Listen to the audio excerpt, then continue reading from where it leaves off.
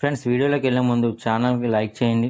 Like చేసిన తర్వాత కింద సబ్స్క్రైబ్ బటన్ ఉంటుంది, దాన్ని క్లిక్ చేసి సబ్స్క్రైబ్ చేసుకోండి. పక్కనే బెల్ ఐకాన్ వస్తుంది, అది ఆల్లో పెట్టుకోండి. అలాగే ఈ వీడియోని మీ ఫ్రెండ్స్కి షేర్ చేయండి. వీడియోలోకి వెళ్ళినట్లయితే పోస్టల్ జీడిఎస్ 44,228 పోస్టులకు సంబంధించిన పోస్ట్ మెరిట్ లిస్ట్ అనేది అఫీషియల్గా రిలీజ్ చేయడం జరిగిందండి. దీనికి సంబంధించి మనం అఫీషియల్ వెబ్సైట్లోకి వెళ్ళినట్లయితే జీడిఎస్ ఆన్లైన్ ఎంగేజ్మెంట్ అని మనం క్లిక్ చేసినట్లయితే దాంట్లో మనకు అఫీషియల్గా 12 సర్కిల్కి సంబంధించిన రిజల్ట్ అనేది విడుదల చేశారండి. ఆంధ్రప్రదేశ్, అస్సాం, ఢిల్లీ, గుజరాత్, కర్ణాటక, కేరళ, మహారాష్ట్ర, ఒడిశా, పంజాబ్, తమిళనాడు, తెలంగాణ, వెస్ట్ బెంగాల్. దీంట్లో మన తెలుగు రాష్ట్రాన్ని ఆంధ్రప్రదేశ్కి సంబంధించి ఎంత పర్సెంటేజ్ అనేది తీసుకున్నారు, అలాగే తెలంగాణలో ఎంత పర్సెంటేజ్ వచ్చిన వాళ్ళు తీసుకున్నారు అనేది నేను మీకు ఈ వీడియోలో క్లియర్గా ఎక్స్ప్లెయిన్ చేస్తానండి. అలాగే సెకండ్, థర్డ్, ఫోర్త్ లిస్టులు కూడా ఎప్పుడు ఉండొచ్చా ఉండకపోవచ్చు అనేది కూడా నేను ఈ వీడియోలో మీకు తెలియజేస్తానండి. తప్పకుండా ఈ వీడియో చివరి వరకు చూడండి, ఎవరు స్కిప్ చేయవద్దు. అలాగే మనం ఆంధ్రప్రదేశ్ సంబంధించిన పీడిఎఫ్ చూసుకున్నట్లయితే ఇక్కడ చూడండి, GDS online engagement schedule July 2024 Andhra Pradesh circle list 1 అండి. ఇది ఆంధ్రప్రదేశ్ సర్కిల్కి సంబంధించిన లిస్ట్ 1 అనేది మనం చూస్తున్నామండి. ఎవరైతే ఈ లిస్టులో పేర్లు ఉన్నాయో వాళ్ళ డాక్యుమెంట్ వెరిఫికేషన్కి డివిజనల్ హెడ్ ఆఫీస్కి 3/9/2024లో కూడా రావాలనేది క్లారిటీగా మెన్షన్ అనేది చేశారండి. 3/9/2024 ఈ పీడిఎఫ్లో ఎవరి పేరు ఉంటే వాళ్ళ డాక్యుమెంట్స్ పట్టుకొని వెరిఫికేషన్ వెళ్ళాలండి. మన ఆంధ్రప్రదేశ్ చూసుకున్నట్లయితే ప్రతి డివిజన్లో 100% వచ్చిన వాళ్ళు మాత్రమే సెలెక్ట్ చేశారండి జీడిఎస్కి. ఎక్కడ ఈ 99% కూడా పీడబ్ల్యూడీ క్యాండిడేట్స్లో కూడా కేటగిరీలు బట్టి అందులో కూడా 99% అండి. మిగతా normal, unreserved, ST, SC, OBC అన్ని కేటగిరీ వాళ్ళకి 100% మార్క్స్ ఎవరికి ఉంటే వాళ్ళు మాత్రమే సెలెక్ట్ చేశారండి. ఇది అమలాపురం డివిజన్ అండి ఆంధ్రప్రదేశ్లో. అలాగే మనం కిందకి వెళ్ళినట్లయితే విశాఖపట్నం, అనకాపల్లి, నరసరావుపేట మొత్తం అన్ని డివిజన్లో 100% తీసుకున్నారండి. రాజమండ్రి, అలాగే మార్కాపూర్. చూడండి, నేను స్క్రోల్ చేస్తున్నాను. మొత్తం మన ఆంధ్రప్రదేశ్ డివిజన్లో మ్యాక్సిమం అన్ని పోస్టులకి 100% తీసుకున్నారండి. Bhimavaram division, Vijayawada division, Tadepalligudem division, Chittoor division, అలాగే టోటల్ మొత్తం అన్ని డివిజన్లు కూడా ఖచ్చితంగా 100% వచ్చిన వాళ్ళు మాత్రమే తీసుకున్నారండి. కానీ చాలామంది ఒక డౌట్ ఉండొచ్చండి, సేమ్ నా పర్సంటేజే వచ్చింది అండి, వాళ్ళు సెలెక్ట్ అయ్యారు, నేను సెలెక్ట్ అవ్వలేదు, నా పేరు రాలేదు ఏంటని చాలామంది అనుకోవచ్చండి.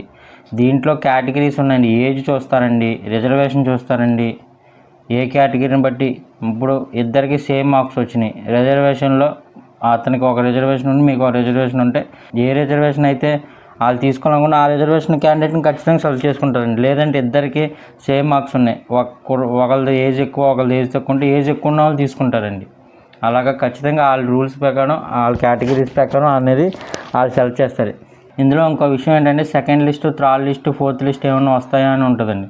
ఖచ్చితంగా రావచ్చు. ఎందుకంటే అండి ఇందులో సెలెక్ట్ అయిన వాళ్ళందరూ అనేది ఖచ్చితంగా డాక్యుమెంట్ వెరిఫికేషన్ జరుగుతుందండి. కొంతమంది డాక్యుమెంట్ వెరిఫికేషన్లో పర్సంటేజ్ తప్పుగా ఎంటర్ చేసి ఉండొచ్చు, లేకపోతే వాళ్ళు ఏదో పెడితే వస్తుందా లేదా చూద్దామని కానీ, అలాగా కొంతమందికి పెట్టేటప్పుడు ఇంట్రెస్ట్ ఉండి ఇప్పుడు ఇంట్రెస్ట్ ఉండకపోవచ్చు, లేదా వివిధ కారణాలతో ఎవరైనా డాక్యుమెంట్ వెరిఫికేషన్కి వెళ్ళకపోయినా అవన్నీ మిగిలిన పోస్టులు అన్నీ సెకండ్ వాళ్ళ తర్వాత ఎవరి లైన్లో ఉన్నారో ఆ మెరిట్ లిస్ట్ చేస్తారండి.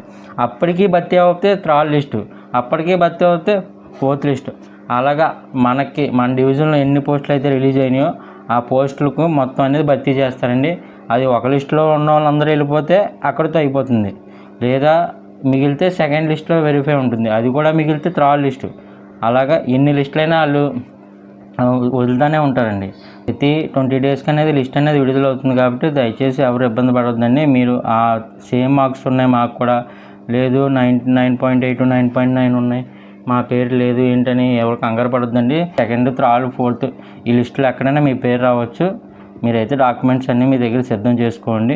అలాగే చాలామంది మాకు మొబైల్కి ఎలాంటి మెసేజ్ కానీ మెయిల్స్ కానీ రాలేదండి, మరి ఎలాగండి అంటే దయచేసి అలాంటి వాళ్ళు ఎవరో ఇబ్బంది పడకుండా ఒకసారి ఈ పీడిఎఫ్లకు సంబంధించిన తెలంగాణ స్టేటు, ఆంధ్రప్రదేశ్ స్టేటు, మన 2 తెలుగు రాష్ట్రాలకు సంబంధించిన పీడిఎఫ్లు ఈ వీడియో కింద నేను మెన్షన్ చేస్తానండి. అక్కడ నేను మీరు డౌన్లోడ్ చేసుకొని మీ హాల్ టికెట్ నెంబర్ ఈ పీడిఎఫ్లో సెర్చ్ చేసి ఉండండి. మెసేజ్ రాపోయినా ఈమెయిల్స్ రాపోయినా ఇందులో పేరుంటే మీరు ఆ డాక్యుమెంట్స్ అన్నీ రెడీ చేసుకొని 3/9/2024 లోపు డివిజనల్ హెడ్ ఆఫీస్కి మీరు మామూలుగా వెళ్ళిపోవచ్చండి డాక్యుమెంట్స్ పట్టుకొని.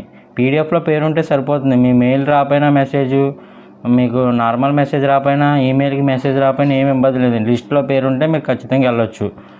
అలాగే మనం తెలంగాణ చూసుకున్నట్లయితే మీకు ఇదిగోండి GDS online engagement schedule July 2020 Telangana circle list. Same ఇది కూడా 3/9/2024 లోపు అనేది డాక్యుమెంట్ వెరిఫికేషన్ రమ్మన్నారండి.